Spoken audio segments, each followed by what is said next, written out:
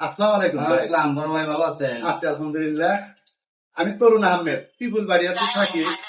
তো আপনি যে ব্লগ গুলা করেন বিভিন্ন রেস্টুরেন্টে বা আমাদের যে চাইনাবাদের যে ব্লগ গুলা করেন, খুবই ভালো লাগে আমার। আমি একজন আপনার মানে কিরকম ভক্ত, এটা যদি বইলে বুঝাইতে পারতাম।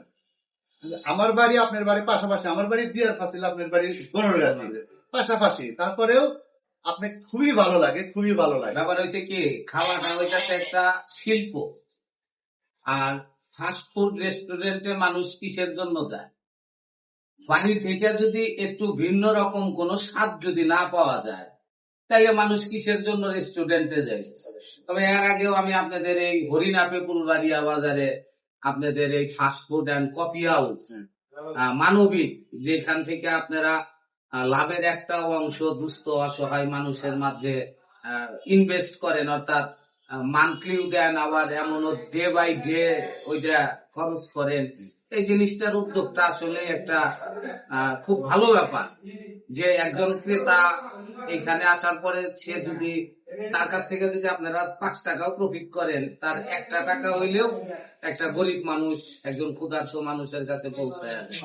এটা খুব একটা ভালো উদ্যোগ, এবং এই উদ্যোগটা আপনারা চেষ্টা করবেন ধরে রাখার জন্য। অবশ্যই। কিন্তু কোন সময় এটা ছেড়ে দিয়েন না, যে মানুষ দিছি আর দরকার নাই, তাহলে এটা খুব ভুল কাজ হবে।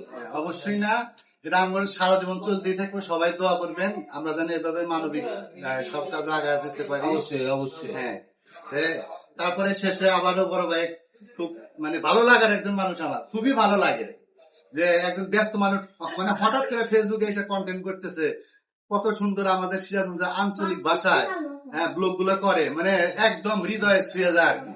সবাই জাকির ভাইয়ের জন্য দোয়া করবেন। তার একটা ডাক নাম আছে জাকির হোসেন মধু ভাই।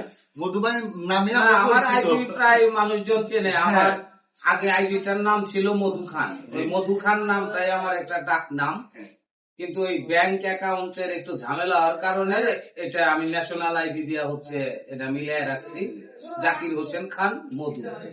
সবাই বাইক ব্লগ গুলা দেখবেন, কমেন্ট করবেন, শেয়ার করবেন। ভাই কিন্তু কমেন্ট করলেই রিপ্লাই করে না, সেই রিপ্লাই কেন করবো না?